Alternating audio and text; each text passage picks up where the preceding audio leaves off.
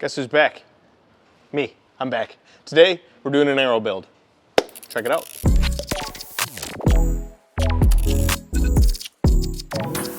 And, 21-inch beard. Yes! There, yeah,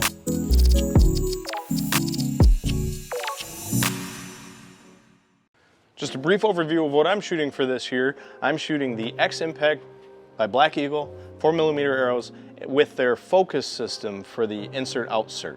A quick brief thing on the insert-outsert, their focus system. If you're really into the front of center weights, or you know, the ratio, this lets you play with that so easily by adding brass inserts on the inside from the back because there's threading in the back. But why I'm using the focus system is because it gives it more structural integrity, because you have an insert and an outsert, so it's really sleeving that arrow really well if you happen to like hit something hard. That's why I'm using it. So beyond that, you've done the research on the internet to pick out your favorite arrow. Maybe it's the one that your dad uses or your best friend or your favorite person to watch on YouTube or on the TV. Well, you know, what's next? Now you could easily go to your local bow shop, and I would highly recommend doing that if you don't have any of these tools that we're gonna use today, because they're kind of paramount. So what do we need other than the arrows that you've selected? Well, I'll tell you what you need. You need all the components that go with it. So you're gonna need fletchings, you're gonna need your insert or outsert system, you're going to need a fletching jig with some glue to put on those fletchings, you're gonna need glue to put in your insert or outsert, and you're gonna need to be able to cut your arrows. And you're gonna need to really kind of be able to square your arrows up too. That's kind of important, especially when we're talking about fixed broadheads. So, I have all these things, and I'm sorry if you don't, and it might not be able to help you. You could probably do a DIY around some of this stuff, but some of this stuff you're not gonna be able to. The first thing, if you're doing like a super stellar setup, and you are going to be making sure your arrow is a pinpoint accuracy, best of the best you can do it. The first thing we're gonna do with any of our arrows is we're gonna give it a spin test. This is not a spin test. The arrow spinner we're using today is a Pine Ridge. They're about 30 bucks, 35 bucks, depending on where you get them from. Probably have an affiliated link down below if you want to hit it up. Without going into like crazy detail on why there might be some warp in your arrow, what we're doing with this spinner is seeing which side of your arrow is straighter. That's what we'd be doing for a super build. Usually speaking, if you take your arrows to a bow shop, 99% of the time, maybe not 99, but a high percentage of the time, they're always gonna cut on the longest portion of your arrow from the logo. But what you're doing with your spinner, if you're building a super build, is if you have more wobble on the back side of your arrow than the front side, you're actually gonna cut the back side of your arrow to your length that you need. Does that make sense? Good, we're gonna leave it at that. All right, after we mark the side of the arrow that we need to cut, we need to know the total length of the arrow that we're gonna have. Generally speaking, you can do this by yourself. One of two ways to do it if you do not have an old arrow laying around to compare it to is to either one, do it with somebody in a marker, or two, you can just tape a marker to a wall or like a door jamb, and with your bow drawn back, you can brush your arrow up along your marker right there, where you want it cut. That's about it. I like to cut my arrows so that they are flush or near flush in front of my riser. At the very least, they're gonna be slightly in front of my riser. I just have always felt more comfortable with a little bit longer arrow, and especially you can get a little bit more flex out of these stiff arrows with more weight up front. Now we need to cut the arrows. And today we're using this arrow saw. It's a Weston arrow saw. It's actually like one of the lower end models, but for somebody like myself that just likes to tinker at home or help his friends out, this is a plenty enough arrow saw to get the job done. Here's what I like to do though when I cut my arrows. A lot of people will cut an arrow with the nock still in. I don't cut the arrow with the nock still in. My arrow length, anytime I measure arrow length, is the entire shaft, just the carbon shaft. Anytime I measure length, it's just the shaft. Some sites will say to measure from the inner nock. I don't deal with that. I'm not gonna mess around with that. I just want the entire shaft length. That's what I want. So then we're gonna adjust to where we need to on the arrow saw, and we're gonna cut them. And we're gonna take our time cutting these arrows. The way I generally do them, and I pretty much do them, is I will get the butt end, or the end that I don't want cut, in the groove that's in this arrow saw. I will put one hand as close as I can to the actual saw. I don't get dangerously close, obviously. And the other hand will be as far back away, because what I don't want to do while I'm cutting these arrows and rotating is I don't want to put a like a bend into these arrows. I want it to try and be as square as possible. Once I get my hands in position, I will gently go into the blade and I will slowly start rotating the arrow. Slowly start rotating the arrow. And then I'll do that for all of the arrows that I have to cut. Once all of my arrows are cut, I'm gonna square them at the end because I'm trying to cut them as square as possible, but I need a little squaring tool. You don't necessarily need to square your arrows, but for the highest accuracy you can get, you're gonna wanna square your arrows. If you wanna be the best you can, you want your arrows the best you can. Once we're done cutting the arrows, we're gonna take an alcohol swab or some like Q-tips dipped in alcohol, and we're gonna wipe the area down we cut and squared, wipe out the inside if we can, because now we gotta put our inserts in and we don't want any of that residual carbon left in that arrow because your bond won't be as tight. So once you're done cleaning it, then we're gonna put in our inserts and glue them. We dry fit things generally beforehand.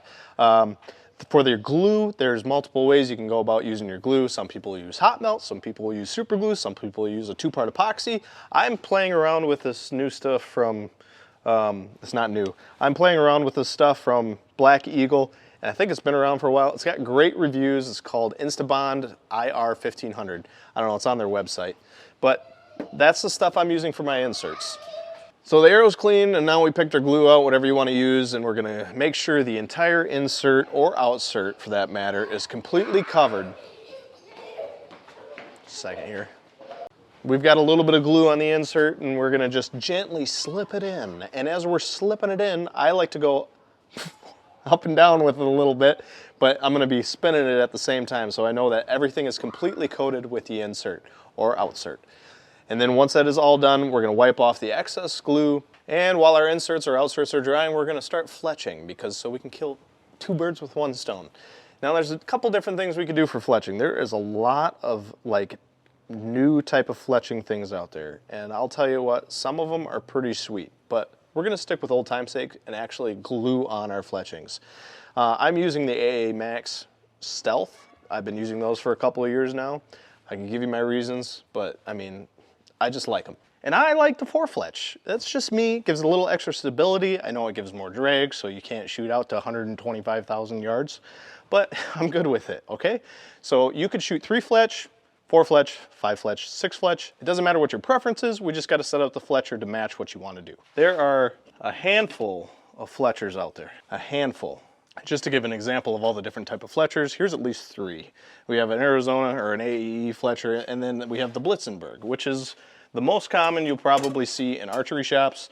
And they're a little expensive, but you know what? When you go to an auction, and sometimes on eBay, there are great deals out there.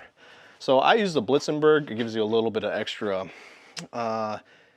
room for creativity, one could say. We can do an offset. We can do helical if we have the helical clamps. Whatever you want to do. We won't go into detail on the specific fletcher. But what I do like to do is have a 1 to 2 degree offset, because that's just generally how you'll get them right from the factory if you order something online pre-fletched. It's about a 1 degree offset. So I just stick with 1 to 2 to 3. 1 to 3. It's not an extreme offset. That's what I'll say. Now when it comes to gluing your arrows and the glue, again, lots of stuff out there. Just read reviews. I'm using right now the blue glue from G5.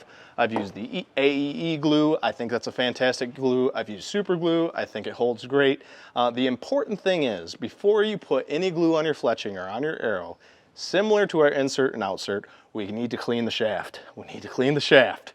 We're gonna take another alcohol swab, wipe it down, let it dry, stick it up to the side just so nothing else gets in it as we wipe down the rest of them. And then when they're clean, we're gonna slap her in and we're gonna start gluing. As far as the gluing goes down the vein, there's usually a little valley right down the center of your vein on the backside that you need to put glue in. It'll keep it kind of contained. Now you don't want to put a pile of glue in there because it's just going to smear out as you push it onto your arrow, and you got to wipe all off the excess. So you just want it to be completely covered, get that valley kind of covered, and then put it in the clamp or put it in whatever arrow fletcher you're using and press it against the shaft. Depending on the glue you're using, you could keep it on there for 5 seconds, 10 seconds, 15 seconds. I usually do for like 10, 15 seconds. Take the clamp off, rotate it to my next spot that I want to put the fletching on, and continue the process until I have all of my arrows done and complete. That's what I do. That's what I do. Once all of your arrows are fletched, your inserts are in, you just got to wait for the glue to dry and you can start shooting. Depending again on how long the glue is, it could be 24 hours. So just pick your glue wisely to whatever you want to be doing. That is a quick and powerful, whacked out, simplified arrow build. Just make sure you practice once you get your arrows built the way you want to. Don't just shoot a few times. Make sure you practice, get her dialed in, get super comfortable, make that bow and arrow be one with you, just like Fred Bear probably said, or at least Ted Nugent. Just get out there. I hope this gives you a brief breakdown, quick breakdown of an arrow build. Hopefully actually give you a little extra information on top of that. And if you do want to know more specifics about what I'm shooting, or if there's any extra details that you're curious about in this video, leave a comment, email us, send us a message on Instagram, whatever. We try to help best we can. Anyways, that's it. I'm done. I'm gonna go shoot my bow. Turkey season's in 2 days, and I gotta make sure I'm ready. Yeah, that's right, 2 days. Turkey hunting with a bow, in the open, no blind, baby. As always, thank you for watching, and I will catch you on the next one. Thanks. Bye-bye. Bye-bye.